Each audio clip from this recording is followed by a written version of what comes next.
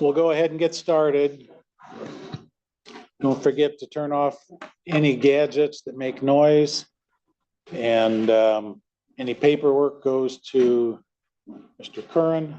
I know Bob will be coming. He has a doctor's appointment, and I think Mimi's en route. So we'll get started. And to get started, Madam Clerk, would you please call the roll? Bell. Here. Curran. Here. Freeling. Present. Hinkleman. Here. Harrison. Majerick. Here. Pittsford. Here. Walrath. Here. Warfel. Here. Yarborough. Elliott. Here. Mr. Chair, we have 9 present. Thank you. Good enough. Minutes from 28th, I'm going to make a motion that we approve those minutes. moved by Freeling, supported by Walrath. Almost said Warrath. Right. Any discussion on the minutes? Hearing none, all in favor signify by saying aye. Aye. Opposed, same sign. Minutes are approved. Requisition review. Good morning. Amy is here. Congratulations to the admin committee. I have all of your per diems. Thank you very much for getting those in so quickly, even Alex. Yeah. Any other questions on the requisition list? Perfect. Thank you. Okay, the scheduled discussion is a legislative update from Lansing, Michigan with Mike Crombie. Mike, are you there? There you are. I'm here. Can you hear me and see me all right? Yes. All right, Tell us- great. tell us what's going on. I sent a written email to Brian, but admittedly, I think he might be on vacation. So I don't know if you've gotten that or received that prior to this meeting, or maybe you'll get it on Monday. It's legislative spring break here, so last week and this week are pretty quiet here at the Capitol. But we're in the middle of budget season, and so we're going to start to see some movement as lawmakers return. The next sort of big day on some of the budget stuff is our May Revenue Estimating Conference, our CREC. Admittedly, revenues year to date are behind what we had sort of originally anticipated in January, but none of that includes any of the April tax revenue that comes in, and that tends to be a big one. And so sometime after May 15, we'll see sort of where we're at as far as revenue estimates as they work to finalize the budget. Another thing that's happening, not in your neck of the woods, but on the other side of the state, there's a special election set up for 2 House seats that have been vacant since last November. 2 former lawmakers won local mayor seats in Warren and Westland. What that did was it dropped the House breakdown to a 54-54 partisan split. And those special elections are on Tuesday, April 16. So shortly thereafter, we'll have 2 new lawmakers here. It's expected, just given the demographic breakdowns of the seats, that those are both going to be Democratic lawmakers that win those general elections. And so we're likely headed back to a 56-54 House split, which is exactly what we had when those 2 lawmakers, won those mayoral elections. Specifically to Berrien County, some things that have been moving, continue to move, and that I think are of interest to you. I think everybody saw the news last week, the announcement of the low interest loan for Palisades. You'll recall last year in the budget, the state included $150 million for the Palisades project. It's anticipated that we're also going to see another $150 million-ish in this budget related to that project. I think it's on pace. I think 2 years ago, maybe a year and a half ago, the first application for a federal low interest loan was rejected. And there were some questions about that project, but I think it's pretty much full speed ahead. And the announcement last week with the energy secretary down here, I think all but sort of cements that. And I'm sure you guys are seeing a lot of activity on the ground. I know they did an event down there. Some of you may have been at that. We're also expecting to see sort of included in the governor's executive budget, but also requires a federal waiver.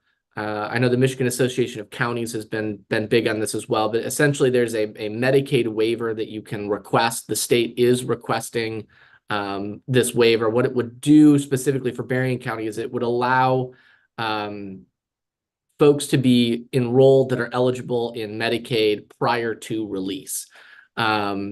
This would, potentially lower costs. We're not sure if this would be 30, 60, 90 days prior to release. But folks, for example, at the Berrien County Jail that would be eligible for Medicaid could be enrolled prior to their release, and that would alleviate some costs on county jails across the state. As well as, I think there's a lot of folks talking about better health outcomes, lower recidivism rates, the benefits of getting folks set up with Medicaid prior to release rather than asking them to go navigate that system on the back end. And so it is assumed in the state budget that we are going to get that waiver. The feds have granted that waiver to other states. And so we're not doing something new here. We don't know exactly what it'll look like or what those cost savings will be. But we think that that'll be included in this budget, and there will be some cost savings there on the Berrien County Jail medical cost side. Just last week, right before the break, the legislature and the Senate passed House Bill 4012. This was the local speed limit bill. I know there were some places in Berrien County that folks were interested in setting a lower speed limit than the 85th percentile based on the speed studies. That bill was just signed by the governor into law. We're going to work with MDOT now that it's signed into law on the exact process for what that looks like.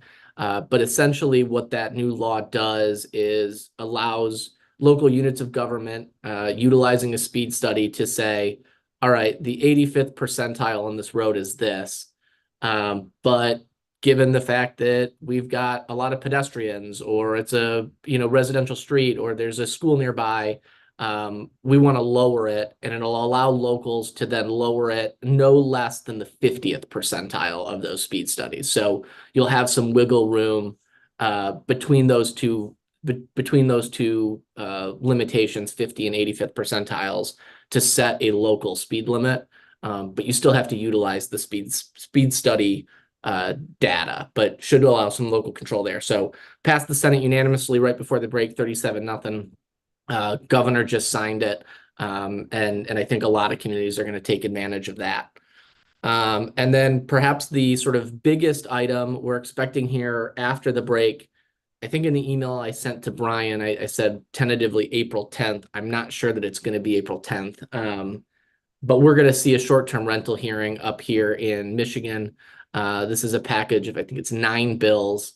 The main bill is sponsored by Joey Andrews, who's obviously, represents a chunk of Berrien County. The short-term rental bill that he has is very different from the one that we saw last session that was being pushed by the Realtors Association and that would erode local zoning. This bill essentially does a couple things. It protects local zoning to regulate where short-term rentals can be. No community will be able to ban short-term rentals outright. And obviously there's already exclusionary zoning rules in the state to some extent on that. But it retains the ability for communities to say, yeah, we want these down here in our downtown or by our beach or our tourism area, but we want to keep them out of this residential area over here by a school. And so that's retained. It creates a statewide database. The platforms would be licensed by the state. So we're not licensing individual property owners that are renting their homes, but we're licensing the platforms, the Airbnbs, the VRBOs. And then those folks would remit data to the state based on, where those rentals are at, how many nights they were rented. And then it assesses a additional optional 6% tax that the locals can add on to the short-term rentals.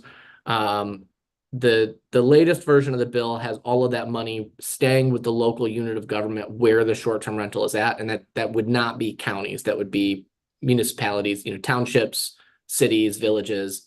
That's the level where those dollars would stay.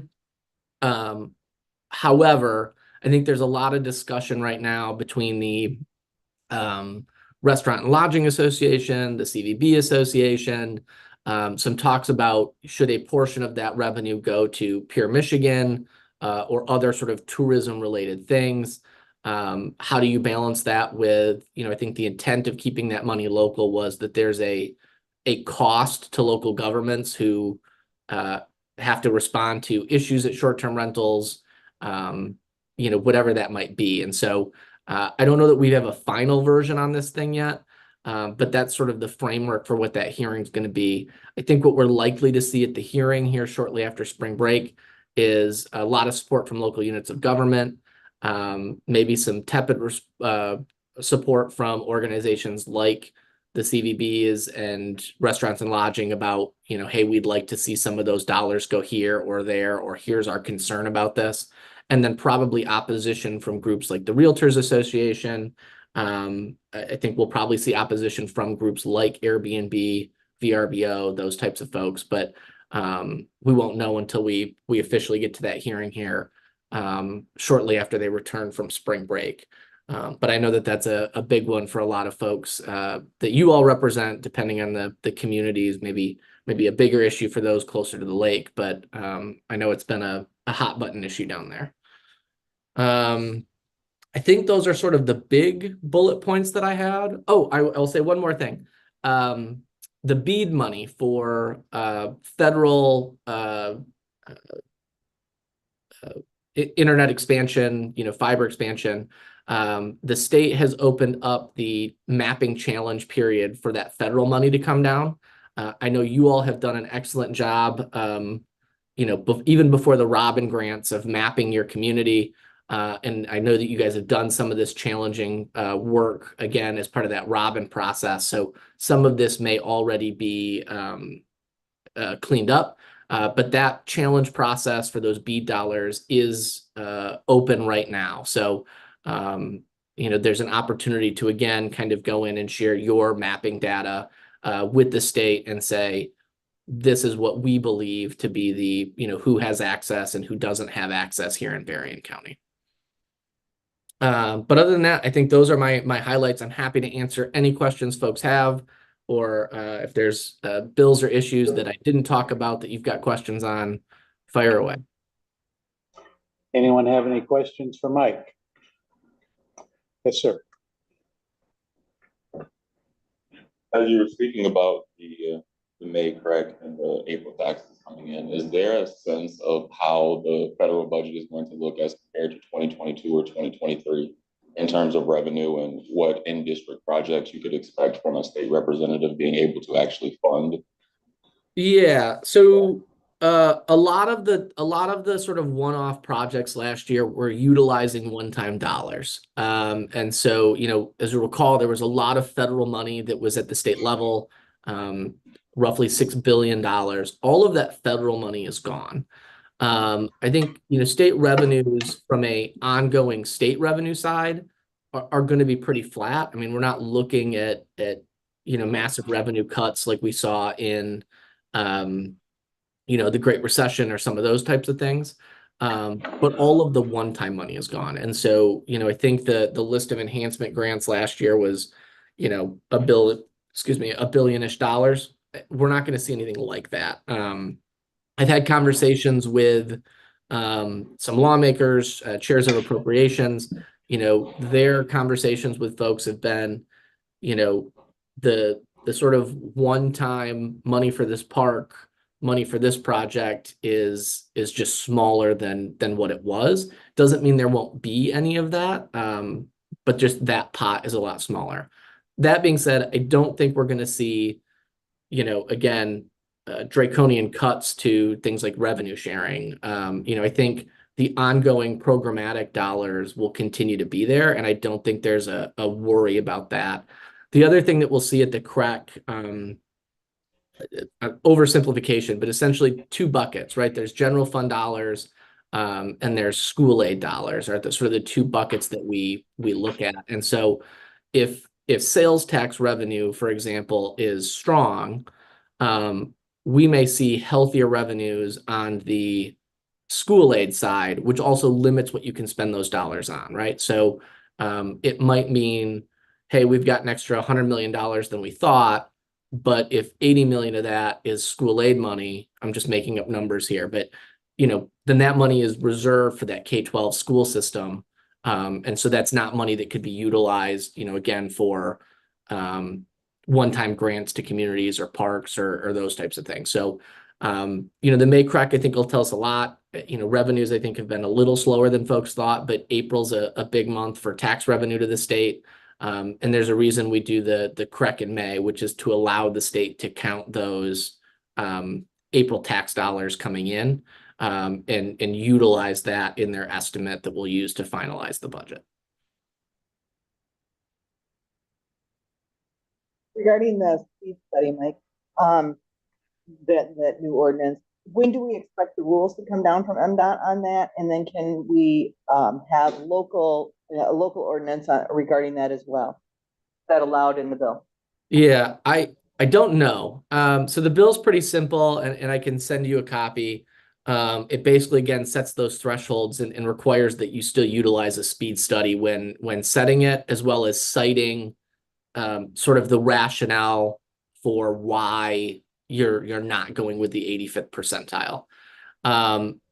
I think it's going to be pretty straightforward. The departments don't like to talk about things that aren't signed into law yet. So now that it's signed into law, I think we can have some of those conversations.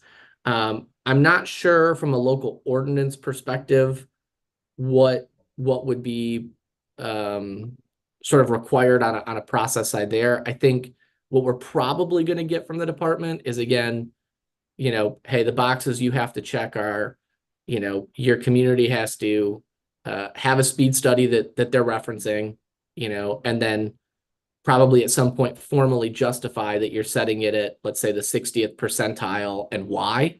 And my gut would be that you would do that at a local government meeting of some sort, but we're not exactly sure what that process looks like, and whether or not you would need to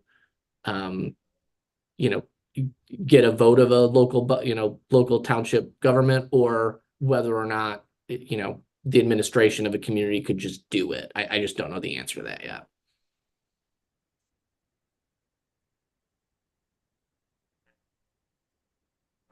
Mike, anything else you can think of? I think those are the big ones. We'll see again what some of this budget stuff looks like, and I think May is going to be big. I'll just highlight that it's a election year. Even numbers are often slower after they get the budget done, as folks want to get back to their communities. So I'm not anticipating a ton of movement on what would be considered sort of partisan controversial stuff. I think maybe the short-term rental hearings might be one of the more controversial things we see this spring, but other than that, I'm not expecting a lot of fireworks. Okay. Yes, ma'am. Mike, this is Commissioner Freeling. Last week I had shared about some action that's being proposed for the MEEP program, which is an environmental conservation program, where they were changing over some of the employees to be designated as state employees. Have you heard any conversation about that up in Lansing, and what the temperature is on that proposal? I have not, but I'm happy to run Okay. it down. And if you've got some information you can share Sure. that you could send to me that just gives me a heads up, I can reach out to the department, but if I've got just a little bit of background information, I can maybe do a little better job of digging. So they're I'd be happy to. so they're shifting the thought process to shift some of those maybe regional folks or state or to the state level as far as FTEs, or what? Correct. So right now we have about 42 in the state, and they are co-located at a lot of our farm service agencies and conservation districts. It's a completely voluntary program that sort of helps farmers to implement conservation practices. And the proposal is to put them under the state as employees and reduce the number of techs that we have from 42 to 24. And there's just some questions out there about whether or not it will remain confidential, whether or not it will be voluntary. Like it is currently, just if it is structured, that they become state employees as full-time employment through the state.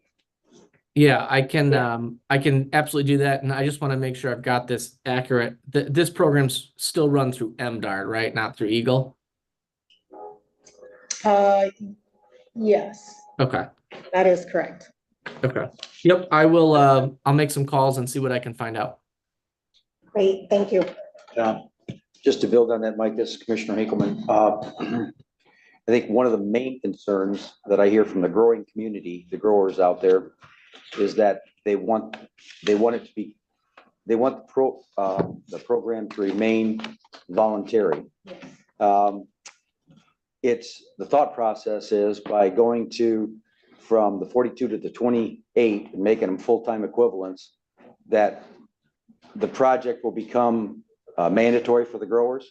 And as it'll fall under MDARD and with MDARD employees, and that is not what the growing community desires in this. They don't want to see that program be anything other than voluntary. They don't want to see another unfunded mandate come through. And that's what they're looking at. So make sure as you look into it that like I said, the grower community is very particular about this. They don't want it to go outside the realm of being voluntary. Yeah, no, when I was on staff way too long ago, I remember when this stuff got done. I want to say it was 2011, 2012. And I know that was a big part of it, and Farm Bureau led the charge on some of that. But you know, the way to getting this program put in place was exactly that promise, right? That this was going to be something that folks could choose to do, and they would receive help and guidance from the department, but not it was a carrot, not a stick, right? And so I'll have some conversations. I'll reach out to Farm Bureau as well. I know some of their government affairs folks, and we'll see what we can find out. Thank you. All right. Thanks again, Mike. We'll look forward to hearing from you soon. Sounds good. Have a good meeting, guys. You too. Thank you. Public comments. Anyone have anything they'd like to say?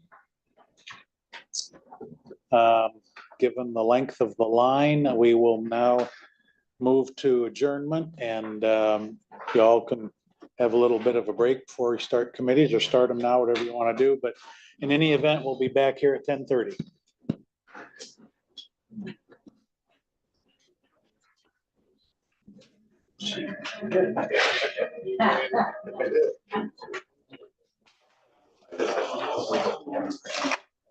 Morning.